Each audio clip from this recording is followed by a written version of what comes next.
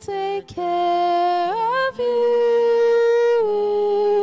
God will take care of you through every day or all the way. He will take care of you. J'ai quelque chose à partager avec vous. Eh bien, comme vous le voyez, le sujet de ce matin, c'est les fruits de l'Évangile. Ce sujet m'est venu après des réflexions. J'étais en train de réfléchir et je suis passé par le passage qu'on vient de lire tantôt, comme quoi on reconnaît un arbre par ses fruits. Et j'aimerais aussi, avant de me lancer, que nous puissions lire ensemble dans Matthieu, chapitre 5, le verset 46. J'aimerais vraiment qu'on lise bien ces textes parce que ça sera vraiment le début. On va lire ensemble. Matthieu 5, 46. Si vous aimez ceux qui vous aiment, quelle récompense méritez-vous? Les publicains aussi n'agissent-ils pas de même? Ces passages, c'est Jésus qui le cite. En fait, le message à travers ces passages, c'est que nos agissements, notre façon d'agir, nous, en tant que les disciples du Christ, devait être différents des agissements. Ici, Jésus a parlé des publicains, et nous, on va essayer de dire de ceux qui ne connaissent pas l'Évangile. C'est-à-dire notre façon d'agir, notre façon de vivre dans le quotidien devrait, j'ai bien dit, devrait être différente de la façon de vivre des autres personnes qui ne connaissent pas l'Évangile. Et c'est sur ça que nous allons parler. Nous allons essayer de voir quelles sont ces choses, à travers quoi les gens peuvent reconnaître en nous que nous sommes les disciples du Christ. Ou encore, quelles sont les choses, quels sont les avantages, et quelles sont ces attitudes que nous pourrions avoir et que ceux qui ne connaissent pas l'Évangile n'ont pas forcément. Et j'en ai listé quelques-uns. Pour commencer, je vais vous parler premièrement de l'esprit du pardon. Le pardon. Aujourd'hui, dans notre société, c'est quelque chose de... Ce n'est pas vraiment reconnu à son vrai titre. J'essayais de réfléchir, je me dis, qu'est-ce que serait la vie sans le pardon? Le pardon, c'est vraiment un petit mot, mais ça a vraiment tout son sens. Et pour nous, chrétiens encore, parce que moi, le pardon, je le traite comme étant l'essence même du christianisme. Car être chrétien, c'est d'être pardonné. C'est-à-dire que nous sommes coupables, nous étions coupables. Et quelqu'un, un innocent, est mort et il a ôté tous nos péchés. Je vais vous inviter à lire dans Matthieu, chapitre 18, commencez par le verset 21 jusqu'au verset 35. C'est une longue lecture, mais vous verrez, ça a tout son sens. C'est un parabole que Jésus a raconté une fois, et on va essayer de les lire ensemble avec vous. Alors Pierre s'approcha de lui et dit, « Seigneur, combien de fois pardonnerai-je à mon frère lorsqu'il péchera contre moi? Sera-ce jusqu'à 7 fois? » Jésus lui dit, « Je ne te dis pas jusqu'à 7 fois, mais jusqu'à 70 fois 7 fois. C'est pourquoi le royaume des cieux est semblable à un roi qui voulut faire rendre compte à ses serviteurs. Quand il s'est mis à compter, on lui amena un qui devrait 10 000 talents. Talents, on va dire, c'est comme l'argent. Comme il n'avait pas de quoi payer, son maître ordonna qu'il fût vendu, lui, sa femme, ses enfants et tout ce qu'il avait, et que la dette fût acquittée. Le serviteur, se jetant à terre, se prosterna devant lui et dit, « Seigneur, aie patience envers moi, et je te payerai tout. » Ému de compassion, le maître de ses serviteurs le laissa aller et lui remit la dette. Après qu'il fut sorti, ses serviteurs rencontra un de ses compagnons qui lui devait 100 deniers. il les saisit. Son dernier, je veux dire, c'est aussi de l'argent. Il le saisit et l'étranglait en disant « Paye ce que tu me dois ». Son compagnon s'est jeté à terre, de la même façon que lui s'est jeté à terre devant son maître. Et son compagnon le suppliait, disant « Aie patience envers moi et je te payerai ». Mais l'autre ne voulut pas. Et il alla le jeter en prison jusqu'à ce qu'il eût payé ce qu'il devait. Ses compagnons, ayant vu ce qui était arrivé, furent profondément attristés et ils allèrent raconter à leur maître tout ce qui s'était passé. Alors le maître fit appeler ses serviteurs et lui dit « Méchant serviteur, je t'avais remis en entier ta dette parce que tu m'en avais supplié. Ne devais-tu pas aussi avoir pitié de ton compagnon comme j'ai eu pitié de toi ?» Et son maître, irrité, les livra au bourreau jusqu'à ce qu'il eût payé tout ce qu'il devait. C'est ainsi que mon Père céleste vous traitera si chacun de vous ne pardonne à son frère de tout son cœur. Amen. Le texte, il était long, mais en soi, il raconte tout. C'est-à-dire, en étant chrétien, nous avons vu la dette de nos péchés être annulée. Et nous sommes appelés, nous aussi, en retour, de pardonner à ceux qui nous font du mal. Pas une fois, pas deux fois. La Bible dit, autant de fois que cela sera possible. C'est-à-dire, pardonner, pardonner, pardonner, pardonner. Vous allez dire, ouais, pardonner, mais ce qu'il a fait, c'est inadmissible. Il n'y a pas, je ne sais pas si un jour, vous allez prier, vous demandez pardon à Dieu, et Dieu dit, attends. Ce que tu as fait, c'est inadmissible. Aujourd'hui, je ne te pardonnerai pas. Ça n'est jamais arrivé. C'est-à-dire, tout ce qu'on a eu comme péché à faire, Dieu, dans son amour, nous a pardonné. Et nous croyons qu'il nous a pardonné quand nous demandons pardon. Et nous, si nous nous définissons comme chrétiens, on doit tout pardonner, tout. Je sais que c'est tout, le tout là englobe tout et que le tout peut vraiment créer des grands problèmes, mais ça reste tout. J'en peux rien, c'est pas moi qui le dis, c'est la Bible qui le dit. On doit pardonner. Soit on pardonne, et la Bible dit, c'est ainsi que mon Père Céleste vous traitera, si chacun de vous ne pardonne pas à son frère de tout son cœur. Je pense que le pardon, c'est ça qui définit le fait qu'on soit chrétien ou pas. Je pense qu'il y a beaucoup de choses, mais le pardon, c'est vraiment... Un chrétien, c'est quelqu'un qui connaît l'essence du pardon. C'est quelqu'un, vraiment à l'image de ces textes, c'est quelqu'un qui a été pardonné, qui a failli être... On sait qu'on a péché et on était destiné à la mort. C'est quelqu'un à qui on a sauvé la vie. C'est-à-dire, il connaît la valeur du pardon. Mais hélas, aujourd'hui, c'est même le contraire. Ce sont les chrétiens qui ont vraiment un cœur dur. Tu fais à quelque chose aujourd'hui, après 10 ans, il va te rappeler. Tu vois ce jour-là ce que tu as fait. Je vous en supplie, mes frères et sœurs, réfléchissons sur cela. Réfléchissons sur le fait qu'on a été pardonné de tout. Nous aussi, nous devons agir de la même façon envers ceux qui nous font du mal. La deuxième chose que j'aimerais partager avec vous, parmi ces choses qui doivent caractériser notre état de chrétien, c'est la confiance en soi. C'est quelque chose, peut-être, on n'en parle pas souvent, la confiance en soi. Et si je dois demander aux gens de définir, ça sera aussi peut-être un peu difficile pour certains. Mais c'est quelque chose de très capital, je me suis rendu compte de cela. La confiance en soi, c'est quelque chose de très, très capital, et encore plus au moment que nous vivons aujourd'hui, où sur les réseaux sociaux, il y a tout ce qui se dit, il y a tout ce qui se montre, et là, je veux vraiment cibler les jeunes. Parfois, on se sent comme si c'est pas nous qui vivons, genre c'est les autres qui vivent. C'est comme si on était venu accompagner les autres ici sur Terre.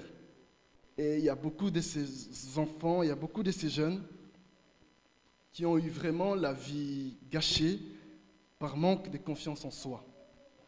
Mais en tant que chrétien, en tant que quelqu'un qui connaît la Bible, j'aimerais vous présenter, il y a eu quelqu'un dans la Bible, lui aussi, il a été vraiment, il n'était pas considéré. Ce qui était pire même par ses propres parents. Ses propres parents n'ont pas eu vraiment d'égard pour lui. Mais parce qu'il connaissait Dieu, il a su retrouver la confiance et sa valeur en Dieu. Je vous invitais plutôt à lire dans 1 Samuel. 1 Samuel, le chapitre 16 et le verset 5. Je vais bien sûr parler du roi David. Le verset nous dit ceci. En fait, le verset commence un peu au milieu de l'histoire. Vous connaissez l'histoire, c'est que Dieu a demandé à Samuel d'aller dans la famille de David pour pouvoir oindre un des enfants. Il ne savait pas lesquels, mais un de ses enfants serait roi. Il devait oindre un de ses enfants. Et là, c'est Samuel qui répond, « Oui, je viens pour offrir un sacrifice à l'Éternel. » Il demande à la famille de David, c'est-à-dire il parle au papa, « Sanctifiez-vous et venez avec moi au sacrifice. » Il fit aussi sanctifier Isaïe et ses fils, et il les invita au sacrifice. C'est-à-dire que Samuel invite Isaïe et ses fils. Mais vous savez tous qu'au moment du sacrifice, David n'était pas là. Le jour où il faut offrir un sacrifice, tous les fils sont là, mais David devait aller garder les brebis. Je me demande, est-ce qu'ils n'avaient pas des serviteurs pour que ce jour-là aussi spécial, que David reste à la maison et que les serviteurs gardent les brebis, ou bien vraiment parce que même le papa disait, bon, David, roi. David, roi. Bon, peut-être qu'il ne voyait pas quelque chose, c'est-à-dire même le papa, j'ose en tout cas le dire, peut-être même le papa minimisait David.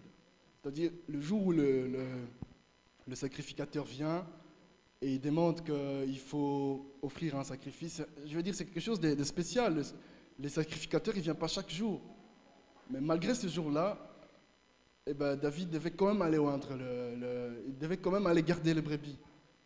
Mais ce qui me touche, c'est que David, malgré toute cette considération, vous direz aussi, je peux aussi vous rappeler quand il est allé voir ses frères sur le front pendant la guerre, la façon dont ses frères le traitaient, c'est lui qui devait amener à manger à ses frères. Je veux dire, il n'était pas vraiment très bien considéré.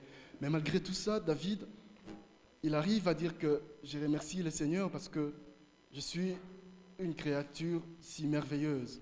C'est-à-dire, lui, en son sein, il savait reconnaître qu'il est créé à l'image de Dieu. C'est-à-dire que Dieu, quand Dieu le regardait, lui, il sentait que le regard de Dieu le réconfortait. Tout le monde pouvait le négliger, mais du fait que Dieu le calculait, Dieu comptait sur lui, ça suffisait pour lui. En fait, ce que je veux vous demander aujourd'hui, c'était que nous puissions apprendre à faire confiance à nous et à Dieu. C'est-à-dire, le monde fixe des lois ou des normes, comme quoi, selon le jeune, pour être branché, il faut s'habiller comme ça, comme ça, comme ça. Eh bien, nous, en tant que jeunes chrétiens, on doit savoir trouver notre valeur en Dieu. On sait que Dieu nous aime. On sait que Dieu a eu un plan merveilleux pour nous. Pour nous, Jésus-Christ. Je ne sais pas comment on peut se considérer. Est-ce que vous êtes déjà posé une fois et faire cette réflexion? À cause de vous, les créateurs du ciel et de la terre, celui qui a tout créé, celui qui a créé l'infini, à cause de vous, il a quitté le ciel, il est venu sur la terre et il s'est rendu homme, pauvre, mort, et mort à la mort de la croix, à cause de vous. juste pour vous racheter. C'est-à-dire que vous comptez pour lui. C'est-à-dire que vous avez de la valeur à ses yeux. Donc arrêtons de nous minimiser, arrêtons de nous dévaloriser. Nous avons de la valeur aux yeux de Dieu et c'est cette valeur-là que nous devons considérer chaque jour. Et le dernier point, parce que l'heure avance, le dernier point que j'aimerais aborder avec vous, c'est la confiance en Dieu. La confiance en Dieu, c'est-à-dire, malgré les difficultés de la vie, nous qui nous définissons chrétiens, on ne doit pas avoir la même réaction que ceux qui ne connaissent pas Dieu. C'est-à-dire, nous sommes là, ceux qui ne connaissent pas Dieu sont là. On peut être attaqué par la même chose, mais forcément, il doit y avoir une différence entre notre façon de réagir face à cet imprévu, face à ces problèmes. Il doit y avoir une différence entre nous et ceux qui ne connaissent pas Dieu. Forcément, s'il n'y a pas de différence, alors il y a vraiment un problème. Je sais que nous tous, qui faisons partie de cette assemblée, nous avons des problèmes. Chacun a des problèmes. Si tout le monde devait passer ici, on va raconter nos problèmes. Tout le monde a un problème différent de l'autre et ça fait plein de problèmes. Mais on a au moins aussi un point commun, c'est-à-dire que nous tous, nous connaissons Dieu. Et on doit avoir une attitude devant le problème, une attitude vraiment différente. Et je vais essayer de vous montrer un peu comment moi j'ai compris cette attitude-là. Peut-être que ça va vous aider. Et puis, personnellement, faites un peu l'exercice de réfléchir sur cela. Prenons un peu les versets de la Bible que nous connaissons tous. On commence par 1 Pierre 5,7. 1 Pierre 5,7. Nous connaissons ces choses. Ceux qui ne sont pas croyants, ils ne connaissent pas ces choses. Et nous croyons que la Bible est vraie. Donc tout ce qu'on va dire ici, c'est vrai. 1 Pierre 5,7 dit ceci. Et déchargez-vous sur lui de tous vos soucis, car lui-même prend soin de vous. Lui-même, c'est Dieu. Donc, déchargez-vous de tous vos soucis et lui-même prend soin de vous. Imaginez un peu qu'il puisse y avoir une banque. Voilà, parce que nous, on aime beaucoup la réalité. Imaginez qu'il puisse y avoir une banque quelque part qui fait une grande affiche et il met « Venez déposer » ou encore « Venez écrire ici tous vos dettes que vous avez ou tous vos problèmes et nous, on va prendre soin de vous. On va s'occuper de tout cela. » Je ne sais pas comment on se sentira. Je crois que tout le monde va faire la file. Hein. On ira tous devant cette banque-là et on sera motivés parce qu'on sait qu'on entre là-bas. On écrit tout sur le papier. Allez, hop, on sort et tout est réglé. Mais celui qui va prendre soin de nous ici, ce n'est pas une banque. Vous allez me dire, ouais, c'est la prédication de, comment on appelle ça, l'évangile des prospérités, voilà, l'évangile des prospérités. C'est pas moi qui ai écrit ça, hein. Je suis en train de lire. Vous allez dire peut-être qu'on ne comprend pas de la même façon. Alors je vais vous demander de lire Matthieu 6. On va lire encore un petit long texte. Matthieu 6, 25 à 34. On va voir. Alors là, si c'est encore l'évangile de la prospérité, alors la Bible c'est l'évangile de la prospérité. Matthieu 6, on commence par 25 jusqu'au chapitre 34. Là, c'est Jésus qui dit, le Fils de Dieu, c'est lui qui parle. Il dit ceci, c'est pourquoi je vous dis, ne vous inquiétez pas pour votre vie, de ce que vous mangerez, ni pour votre corps, de quoi vous serez vêtus. La vie n'est-elle pas plus que la nourriture, et les corps plus que le vêtement? Regardez les oiseaux du ciel. Ils ne sèment ni ne moissonnent, et ils n'amassent rien dans les greniers. Et votre Père céleste les nourrit. Ne valez-vous pas beaucoup plus qu'eux? Qui de vous, par ses inquiétudes, peut ajouter une coudée à la durée de sa vie? Et pourquoi vous inquiétez au sujet du vêtement? Considérez comment croissent les lits des champs. Ils ne travaillent ni ne filent. Cependant, je vous dis que Salomon, même dans toute sa gloire, n'a pas été vêtu comme l'un d'eux. Si Dieu, moi j'aime beaucoup vraiment la logique du Christ. Là, il fait vraiment une comparaison. Si Dieu revêt ainsi l'herbe des champs, qui existe aujourd'hui et qui demain sera jeté au four, ne vous vêtira-t-il pas à plus forte raison, gens de peu de foi? Ne vous inquiétez donc point et ne dites pas que mangerons-nous, que boirons-nous, de quoi serons-nous vêtus? Car toutes ces choses, ils disent car toutes ces choses, ce sont les païens qui les cherchent. Quand il dit païens, il veut dire ceux qui ne connaissent pas Dieu. C'est, si vous vous rappelez, l'autre groupe. Nous sommes dans l'autre groupe. Donc, toutes ces choses, ce sont les gens de l'autre groupe qui les recherchent. C'est-à-dire, nous, on ne devrait pas se poser toutes ces questions. On ne devrait pas se poser toutes ces questions. Il dit que votre Père Céleste sait que vous en avez besoin. Cherchez premièrement les royaumes et la justice de Dieu, et toutes ces choses vous seront données par-dessus. Ne vous inquiétez donc pas du lendemain, car le lendemain aura soin de lui-même. À chaque jour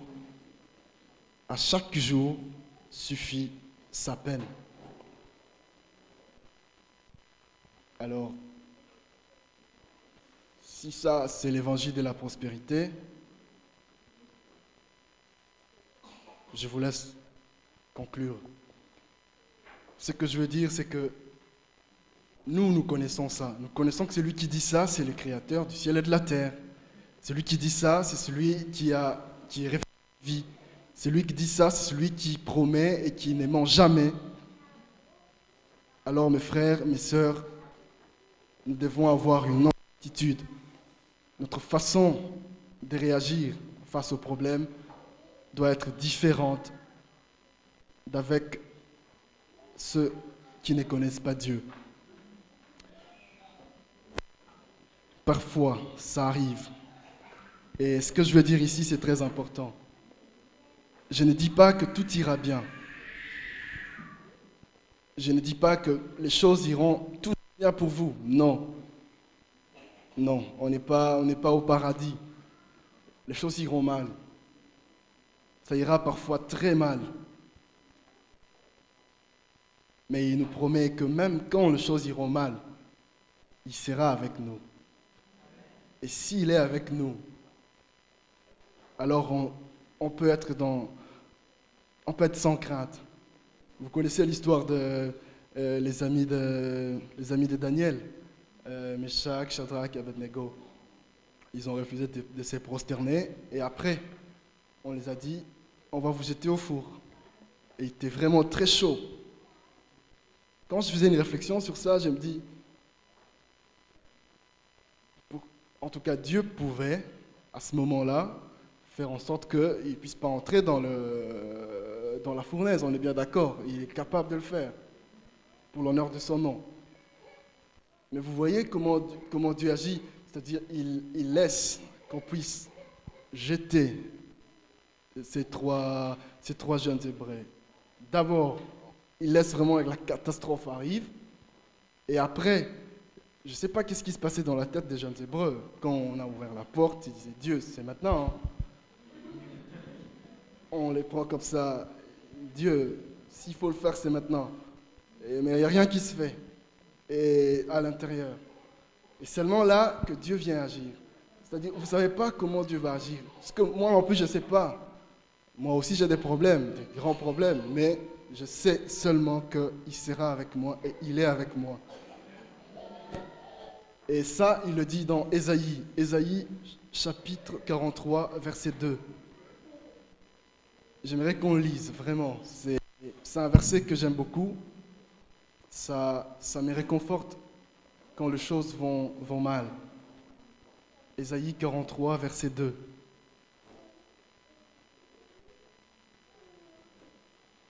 Ésaïe 43, verset 2. La Bible dit ceci. si tu traverses les eaux, je serai avec toi. Peut-être qu'il ne va pas t'empêcher de traverser les eaux. Tu vas peut-être les traverser, mais il dit qu'il sera avec toi. Et les fleuves, ils ne te submergeront point. Si tu marches dans les feux, tu ne te brûleras pas et la flamme ne t'embrasera pas. On ne va pas peut-être là foncer sur les feux, mais c'est une image pour dire peut-être qu'il y aura des grands problèmes.